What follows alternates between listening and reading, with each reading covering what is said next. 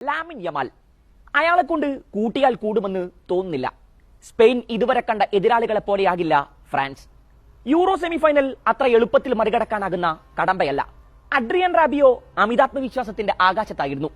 കളി 10 minute പിന്നിടുമ്പോഴേക്കും റണ്ടൽ കോലോ മുആനി Spanish വലയിൽ പന്തെത്തിച്ച് റാബിയോയുടെ വാക്കുകളെ അടിവരയിട്ടു.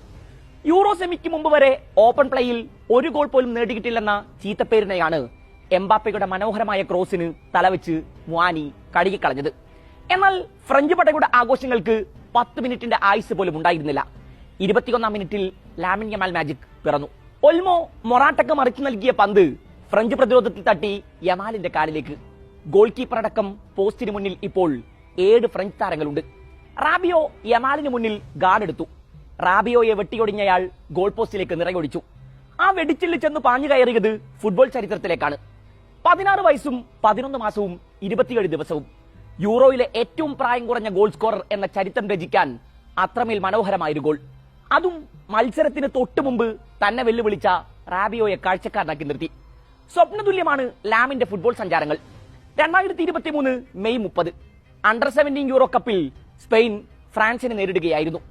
ഗോൾ രഹിതമായ ആദ്യ പകുതിക്ക് ശേഷം മത്സരത്തിന്റെ 69-ാം മിനിറ്റിൽ പെനാൽറ്റി ബോക്സിന് വെളിയിൽ ശ്രമകരമായ ഒരു ആംഗിളിൽ നിന്ന് ലാമിൻ തൊടുത്തൊരു ഷോട്ട് ഗോൾ വലയിലേക്ക് തുളഞ്ഞു കയറി. ആ ഗോൾ പിറന്ന് ഒരു വർഷത്തിനിപ്പുറം ഫ്രഞ്ച് സീനിയർ ടീമിനെതിരെ അതിന് സമാനമായൊരു ഗോൾ. ഇപ്പോഴും അണ്ടർ 17 ടൂർണമെന്റുകൾ കളിച്ചു നടക്കേണ്ട പ്രായം കഴിഞ്ഞിട്ടില്ല ലാമിന്. പക്ഷെ അയാൾ നേരത്തെ തന്നെ സീനിയർ ടീമിൽ തന്റെ ഇടം അനിഷേധ്യമാം വിധം ഉറപ്പിച്ചു കഴിഞ്ഞു. യൂറോ സെമിക്ക് ശേഷം ക്യാമറയ്ക്ക് മുന്നിൽ വന്നു നിന്ന് ഇനി വല്ലതും പറയാനുണ്ടോ എന്നയാൾ ചോദിച്ചത് അഡ്രിയൻ റാബിയോയോടാണ്. ആ ഒരൊറ്റ ഗോൾ കൊണ്ട് ഫുട്ബോൾ ലോകത്ത് തന്നെ ഇനി ഒരാളും എഴുതിത്തള്ളാൻ നിൽക്കരുതെന്ന പ്രഖ്യാപനമാണ് യമാൽ നടത്തിയത്. ഇക്കുറി കളത്തിലിറങ്ങിയത് മുതൽ ലാമിൻ ചരിത്രം കുറിച്ചു തുടങ്ങിയതാണ്. യൂറോയിൽ പന്ത് തട്ടുന്ന ഏറ്റവും പ്രായം കുറഞ്ഞ താരം, യൂറോയിൽ അസിസ്റ്റ് നൽകുന്ന ഏറ്റവും പ്രായം കുറഞ്ഞ താരം, ഇപ്പോഴിതാ യൂറോയിൽ വലകുലുക്കുന്ന പ്രായം കുറഞ്ഞ താരവുമായിരിക്കുന്നു അയാൾ. ഫുട്ബോൾ ലോകത്ത് മേജർ ടൂർണമെന്റുകളുടെ സെമിഫൈനലുകളിൽ ഇത്രയും പ്രായം കുറഞ്ഞൊരു താരം സ്കോർ ചെയ്തിട്ടില്ല എന്ന് കൂടി ഓർക്കണം. 17 വർഷങ്ങൾക്ക് മുമ്പ് ഫുട്ബോൾ ഇതിഹാസം ലയണൽ മെസ്സിയും ലാമിൻ യമാലും തമ്മിലൊരു കൂടിക്കാഴ്ച നടന്നു. അന്ന് മെസ്സിക്ക് പ്രായം 20, യമാലിന്റെ പ്രായം വെറും 5 മാസം. യമാലിനെ കയ്യിലെടുത്ത് നിൽക്കുന്ന മെസ്സിയുടെ ചിത്രങ്ങൾ ഈ അടുത്തിടെയാണ് താരത്തിന്റെ പിതാവ് സോഷ്യൽ മീഡിയയിൽ പങ്കുവച്ചത്. പിൽക്കാലത്ത് മെസ്സി കളി പഠിച്ച അതേ ലാമാസിയിൽ നിന്ന് യമാൽ കളി പഠിച്ചു. ഇന്ന് മെസ്സിയുടെ ഗോളിൽ അർജന്റീന കോപ്പ അമേരിക്ക കലാശപ്പോരിന് ടിക്കറ്റ് എടുത്ത് നിൽക്കുമ്പോൾ 1.5 പതിറ്റാണ്ടുകൾക്ക് മുമ്പ് മെസ്സി കയ്യിലെടുത്ത് നിന്ന ആ കൊച്ചു പയ്യൻ സ്പാനിഷ് അർമാഡക്ക് യൂറോയിൽ ഫൈനൽ ടിക്കറ്റ് എടുത്ത് നൽകുന്നു. എത്ര മനോഹരമാണ് ചരിത്രത്തിലെ ഈ യാദൃശ്ചികതകൾ. ഫുട്ബോൾ ലോകത്തൊരു ഇതിഹാസ പിറവിക്കാണ് ജർമ്മനിയിലെ കളി മൈതാനങ്ങൾ അരങ്ങൊരുക്കിയത്. 2023 ഏപ്രിലായിരുന്നു ബാഴ്സക്കൊപ്പമുള്ള ലാമിന്റെ അരങ്ങേറ്റം.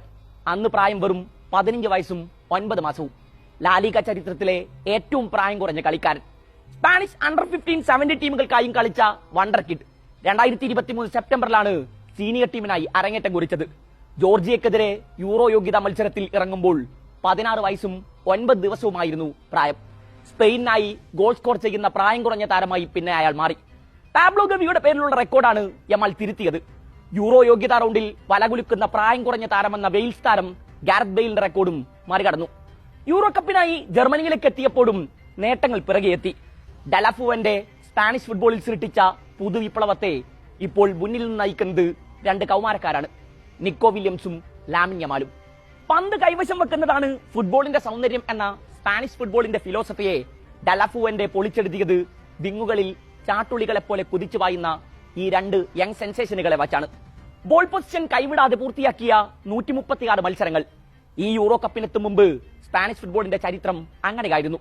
ക്രൊയേഷ്യക്കെതിരായ ആദ്യ പോരാട്ടത്തിൽ എതിരില്ലാത്ത 3 ഗോളിന് ലൂക്ക മോഡ്രിച്ചിന്റെ സംഘത്തെ തകർത്തെറിയുമ്പോൾ 54% നേരവും പന്ത് കൈവശം വെച്ചത് ക്രൊയേഷ്യയായിരുന്നു. സ്പാനിഷ് ഫുട്ബോളിൽ നടക്കുന്ന ഒരു ട്രാൻസ്ഫോർമേഷന്റെ പ്രഖ്യാപനമായിരുന്നു അത്. ക്രൊയേഷ്യക്കെതിരെ ആദ്യ ഗോളിലേക്ക് സ്പെയിനിന് വേണ്ടി വന്നത് 6 ടച്ചുകളാണ്. ഗോളിലേക്കുള്ള ആദ്യ നീക്കത്തിന് ശേഷം 6 സെക്കൻഡിൽ മൊറാട്ടയുടെ ബൂട്ട് നിറയൊടിച്ചു. മിനിറ്റുകളോളം മൈതാനത്ത് കുറിയ പാസുകളുമായി കളം നിറഞ്ഞ് എതിരാളികളെ മുഴുവൻ മൈതാനത്ത് കാഴ്ചക്കാരാക്കി നിർത്തി ഗോൾ വല തുളച്ചിരുന്ന ഒരു ഭൂതകാലം ഉണ്ടായിരുന്നു സ്പെയിനിന്. എന്നാൽ ഡെലാഫുവന്റെ ഇതിനെ മുഴുവൻ പൊളിച്ചെഴുതി. ജർമ്മനിക്കെതിരായ ക്വാർട്ടർ പോരാട്ടത്തിലും പൊസിഷൻ വിട്ടു നൽകിയതിനു ശേഷമാണ് സ്പെയിൻ കളി പിടിച്ചത്. പെഡ്രിയെപ്പോലൊരു മികച്ച താരത്തെ നഷ്ടമായപ്പോൾ തന്റെ യാവനാടിയിൽ അതിനോളം പോന്ന തോക്കുകൾ ഇനിയുമുണ്ടെന്ന് പ്രഖ്യാപിച്ചാണ് ഡെലാഫുവന്റെ ഒൽമോയെ കളത്തിലേക്ക് കയറൂരി വിട്ടത്. ഒൽമോ ഇപ്പോൾ 3 ഗോളുകളും 2 അസിസ്റ്റുകളുമായി യൂറോയിലെ ടോപ്പ് സ്കോറർമാരുടെ പട്ടികയിൽ ഒന്നാമതാണ് എന്നോർക്കണം.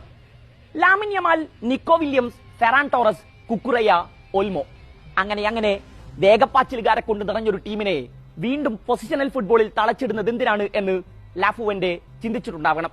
പന്ത് കൈവശം വെച്ച് കളം പിടിക്കുക എന്ന പഴകിപ്പുളിച്ചൊരാശയത്തെ പരിഷ്കരിക്കാൻ 1 പതിറ്റാണ്ടോളം സ്പാനിഷ് ഫുട്ബോളിൽ മാറി എത്തിയ പരിശീലകർക്കൊന്നും കഴിയാത്തതിന്റെ ദുരന്തം കഴിഞ്ഞ കുറെ ടൂർണമെന്റുകളിലായി ഫുട്ബോൾ ലോകം കണ്ടതാണ്. കഴിഞ്ഞ ലോകകപ്പിലെ ഗ്രൂപ്പ് ഘട്ടത്തിൽ സ്പാനിഷ് സംഘത്തെ ജപ്പാൻ പരാജയപ്പെടുത്തുന്നത് മൂക്കത്ത് വിരൽ വെച്ചാണ് ഫുട്ബോൾ ലോകം കണ്ടുനിന്നത്. വെറും 17% മാത്രം ബോൾ പൊസിഷനുള്ള ജപ്പാൻ കളി പിടിച്ചത് കേളികെട്ട പൊസിഷണൽ ഫുട്ബോളിനെ പരാജയപ്പെടുത്തിയാണ്.